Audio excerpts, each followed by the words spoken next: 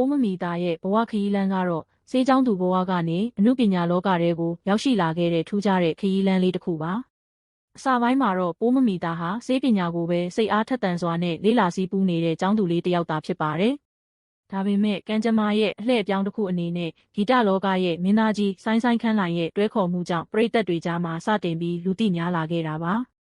ဆိုင်းရဲ့အမှုပညာဖန်တီးမှုတွေမှာပိုးမမီသားတယောက်ပါဝင်လာတဲ့အခါမှာတော့ပရိသတ်တွေရဲ့အားပေးမှုကိုတစိုက်မတ်မတ်ရရှိလာခဲ့ပါတယ်။ဆိုင်းနဲ့အတူပတောက်ကတဲ့ဂီတဆိုတဲ့ရုပ်ရှင်ဇာတ်ကားကြီးမှာပါဝင်သရုပ်ဆောင်ခွင့်ရခဲ့တာကတော့သူမအတွက်အကြီးမားဆုံးအခွင့်အရေးတစ်ခုဖြစ်ခဲ့ပါတယ်။အဲဒီဇာတ်ကားမှာပိုးမမီသားရဲ့သရုပ်ဆောင်မှုကတဘာဝကြလွန်းတဲ့အတွက်ကြောင့်ပရိသတ်တွေကလည်းအများကြီးချစ်ခင်အားပေးသွားခဲ့ကြတာပါ။အဲဒီနောက်ပိုင်းမှာတော့သူမဟာအောင်မြင်တဲ့မော်ဒယ်တယောက်သာမကပဲအကယ်ဒမီဆုတွေနဲ့ထိုက်တန်တဲ့မင်းသမီးတယောက်ဖြစ်ပါရပ်တည်နိုင်ခဲ့တာကိုတွေ့ရပါတယ်။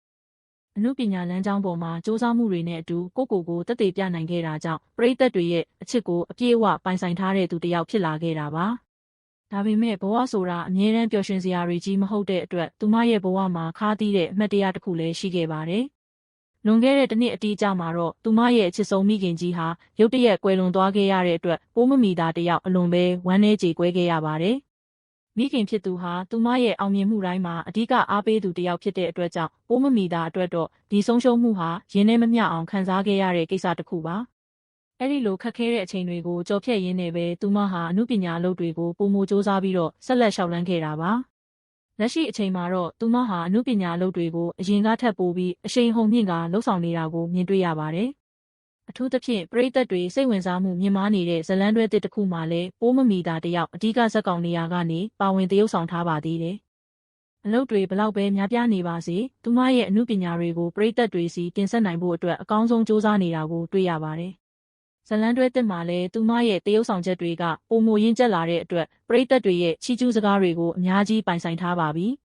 ဒီနေ့မှာတော့ပိုးမမီသားတယောက်သူမရဲ့ချစ်လှစွာသောမိခင်ဖြစ်သူကွယ်လွန်ခြင်းတစ်နှစ်ပြည့်ဖြစ်အမတ်တရကုသိုလ်တွေပြုလုပ်ခဲ့ပြန်ပါတယ်။မိခင်ဖြစ်သူကိုအမြဲတမ်းရနေတဲ့အကြောင်းတွေကိုလည်းလူမှုကွန်ရက်ပေါ်မှာဖော်ပြခဲ့ပြီးတော့ကုသိုလ်ရေးတွေမှာလည်းစိတ်ပါလက်ပါနဲ့လှုပ်ဆောင်ခဲ့တာပါ။